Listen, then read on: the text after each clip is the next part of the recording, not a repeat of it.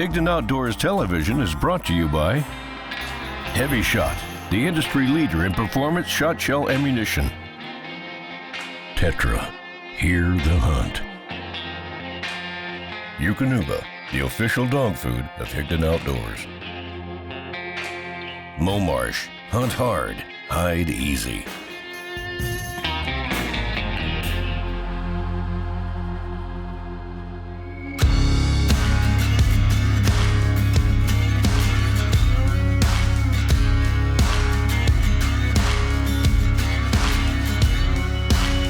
Good morning.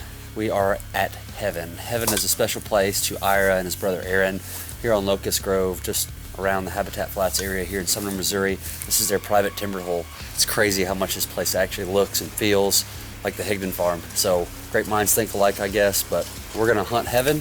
This is a very well-known blind that Ira and his brother Aaron have, and lots of ducks in the area. We got good wind, good sun, good decoys, hopefully some good ducks. Welcome to Heaven.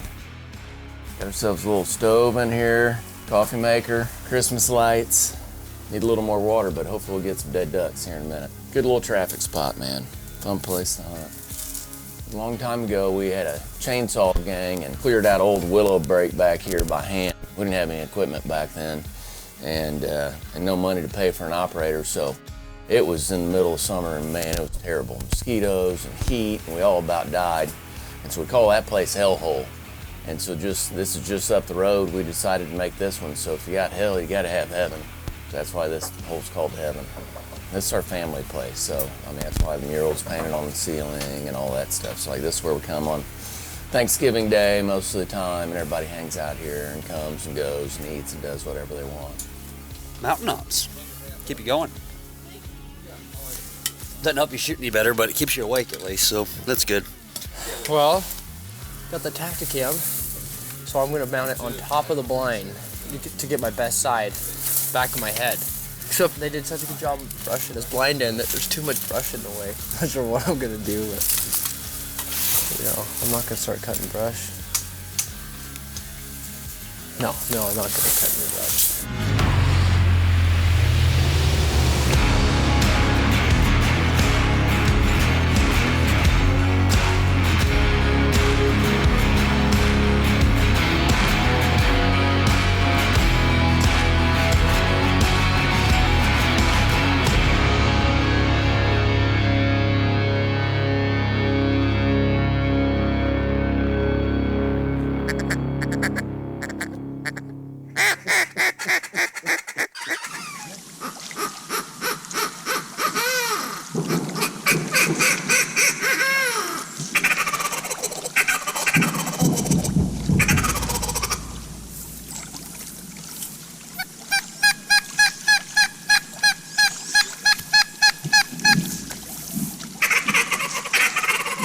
Look, the wood ducks love it.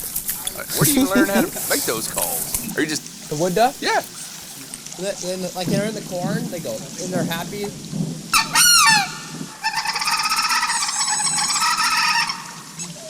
That is cool, man. That's really cool. He made me get my gun in my hand. And that when they're flying over, they do that. Yeah. Just like when you go. That's cool.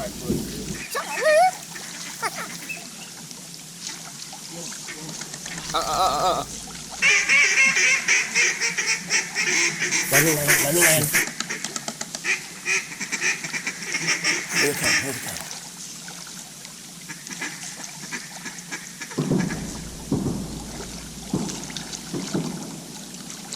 Kill him. Whew. There, nice shooting, fellas. Nice shooting. I did not hit a bird. That's my new call when we smoke them. Good. Here. Birds are picky, and when it comes to choosing the right blind, you should be too. At Momarsh, our waterfowling philosophy is simple. To have the most success, you need to be mobile, comfortable, and concealed. Whether it's shallow water, the field, or a spot for your best friend, Momarsh has you covered. Come see what the ducks can't.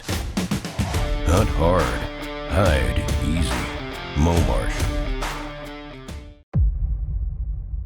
So this is Cash, and she's a young dog. So, you know, young dogs have a lot of caloric requirements. It's a lot harder to keep weight on a young dog than it is on an older dog. Older dog, we're looking more to keep weight off of a dog. But one thing I want to talk about real quick as a veterinarian, you know, people are always asking me, well, how many pounds overweight is my dog? Or how many more pounds should I put on my dog? And so veterinarians think of things in body condition score terms. So the things that we're looking for, like Cash is pretty good. She's about like a 4.5 right now. She's got a nice waist, you know, you can see her waist there. She's got a nice tuck. Her ribs, you can't really see them, but you can feel them really easily. And so those are the things, regardless of the age of your dog, that we want to be able to see. So if your dog doesn't have a waist and you can't feel the ribs, well, then you know you got to take some weight off of it. And if you can see every rib in your dog, then you probably need to try to beef up the calories and fat that are in your food, or feed them more, or both. That's what body condition score is, and you want to be around the 5 is about ideal.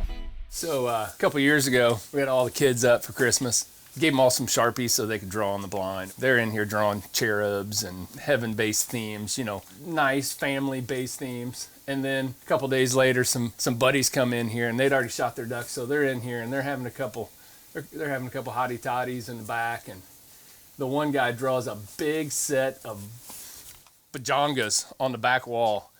And my daughter comes in here for Thanksgiving, and first thing she does is look at the wall and go, "Dad." I'm like, "Yeah, well, what's up?" She goes, "There are not boobs in heaven." I said, "Oh, there better be." And so she went and drew over the boobs and made them a big set of eyeballs.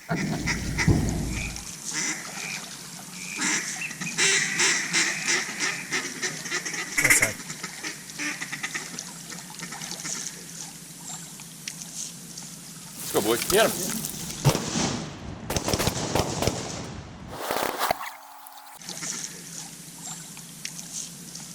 Go, boy. Get him. Nice. Max. 2 for 8. That's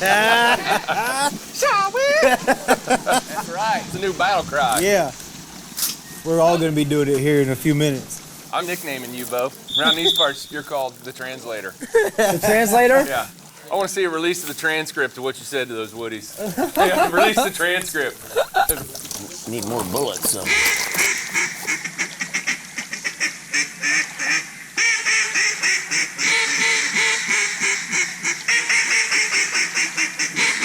Trying to see what Bo's calling at.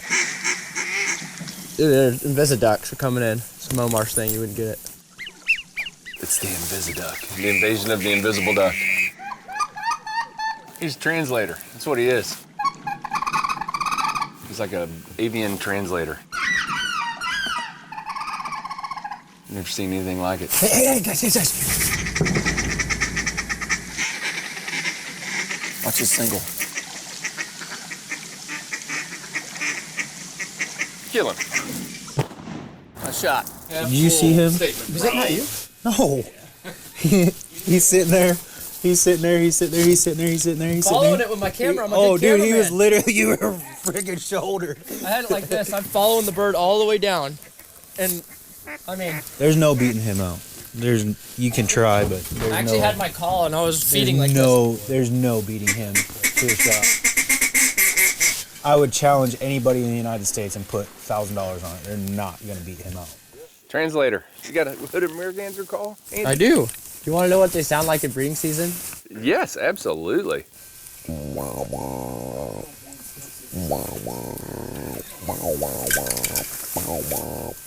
I thought it was going to be more like, "Come here, you hooded sexy thing. Come on, you hooded thing." Oh, yeah. I see you with that crazy hair over there. Give me that bed hair look. Freak. Give me that bed hair look. You're a freak. God, heck yeah. Institute some youth into this blind. I like it. This is my impulse. It has a dragon on it. I like it. The bandit. In other words, a hooded merganser. Who put the hooded merganser on their call? I like it. Inside every dog is something extraordinary, waiting to be unleashed. For the people who recognize their potential, who coach raw ability into dogs who inspire awe. For people whose greatest achievement is the bond they've built and the stories they share. We're with you, fueling the extraordinary things your dog can do.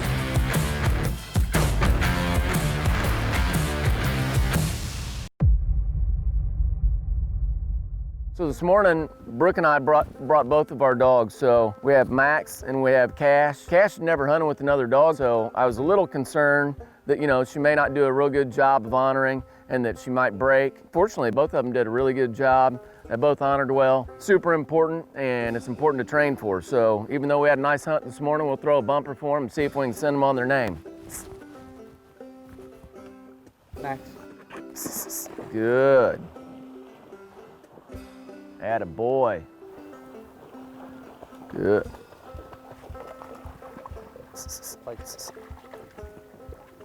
Nice. All right, we'll send Cash this time.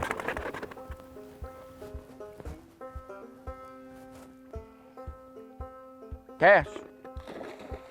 Nice. Good.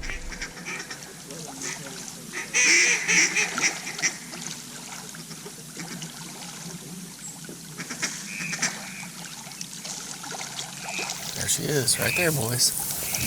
Get the other one too. I suckered him into it! I was wondering why you're riding that so long. You were waiting? I was just riding the whole. You were baiting me out, huh? You're like, oh, I'm gonna get this sucker. I was just curious if the translator had a seagull call. He does. No surprise there. This ought to be good. Wait 1 second. He's got to tune it in. Want me to play a little Kenny Chesney for you? Set the mood. Need a pina colada. That sounded pretty good, man. No, it's a Costco call. Couple full bodies in The parking lot. You know, I don't think I've ever shot a seagull. Yeah? Me neither. I have a really good sandhill crane call. You want to hear it? Absolutely. The answer is yes. On all those questions, it's a yes.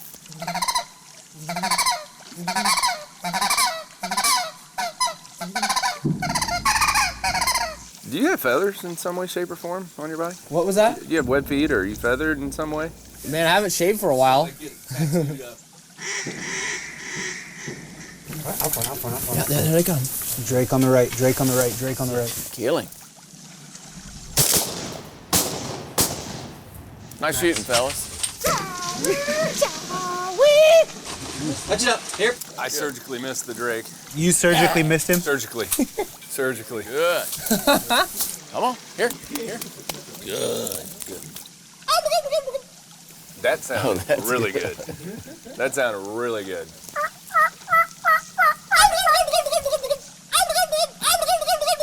Oh my goodness. That's really, really good. Oh my god. Translator.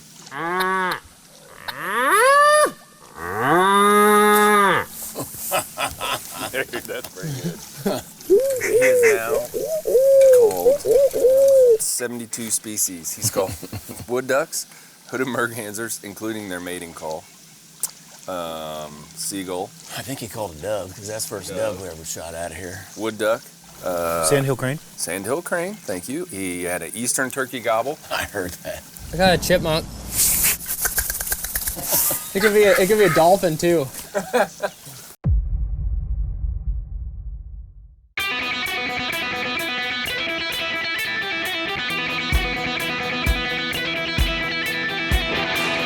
Introducing the new and improved heavy metal from HEVI-SHOT.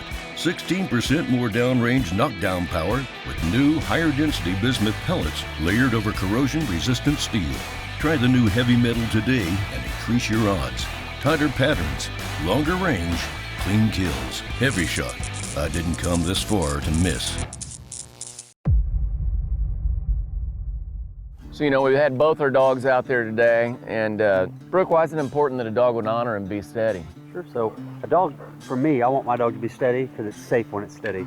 And also, everybody likes to hunt with their dogs. I want to bring my dog. I want you to bring your dog too. It's fun to watch dogs. And whenever your dog gets a bird, my dog's paying attention to the other bird. They both break or one breaks. they're uncontrollable at that point. So having a dog honor and stay steady and focused on its handler and respecting the other dog makes for a quicker retrieve, makes for a better hunt, and everybody gets to see their dog pick up ducks. Yeah, that's right. And then the other thing is that they mark a lot better, you know. If they're sitting there and they can mark multiple birds instead of breaking on one and they don't see what anything else happened, just pick them up a lot quicker that way, so. For sure. It makes it a lot more enjoyable whenever you can control the situation. The dog's running the show, there's a whole lot that can go wrong. A little bit of time in the off season goes a long way in the on season. That's a fact.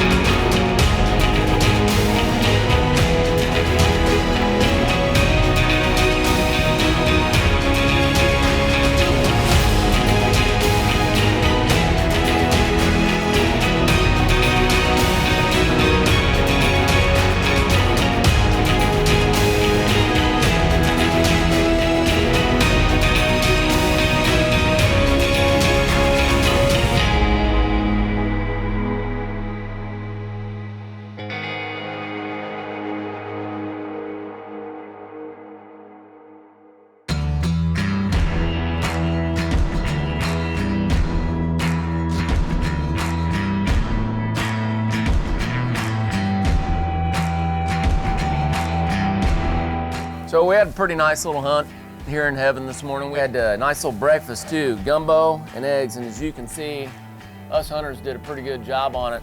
We're by no means athletes, so we don't really have to worry too much about like having premium nutrition. We need to worry about being fat, but for our dogs, you know, it's really important that we're inside this warm blind, they're out there in the water, coming back and forth, spending a lot of calories. So, you know, thinking about your dog's nutrition and feeding them a great quality diet is an important part of everyday life for them, whether we're in the field or at home. This flooded timber coot hunt turned into a flooded mallard wood duck smackdown real quick this morning. And we came in here thinking we were gonna smoke the coots. Shot some mallards and wood ducks. Can't beat that. Sticking with the dog theme, one other thing to think about, you know, we have our dogs on climbs outside. Today they're in Invisilabs, but You know, when they come inside of a blind, it's real important to have your dog under control or keep it outside of the blind because, you know, from a safety standpoint, even though we have gun notches and all that stuff, man, it's really easy for them to knock a gun over or knock somebody's camera over or whatever. So keeping our dog under control and outside of the blind is something that's worth doing, mainly from a safety perspective. Plus, you don't want them getting into your ding-dongs or your gumbo.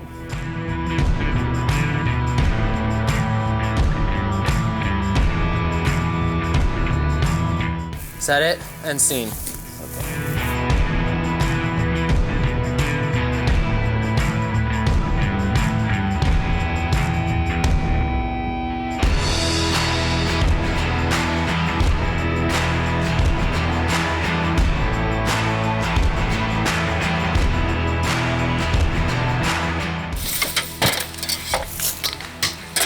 On these mallards, there's several ways that we'd like to make it. One way, my brother's wanting to cook some tonight. We pluck these breasts, and then he's gonna put the breasts in a sous vide, which is like a water bath, and you can dial it into whatever temp you want. We'll probably bring them like 130, something like that. So then they're cooked to whatever doneness you want, and then all you have to do is just blacken the skin, which just takes like a minute or two on each side, and make a little sauce for them, and oh boy, they are good.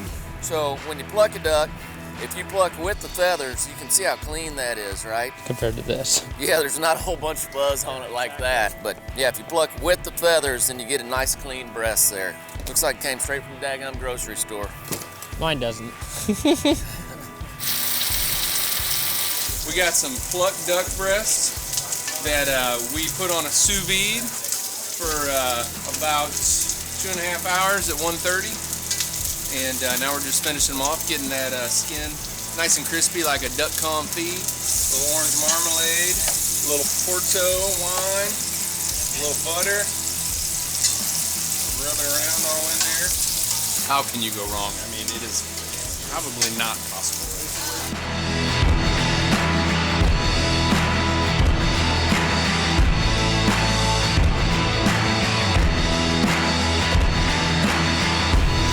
Top notch. Yeah, baby.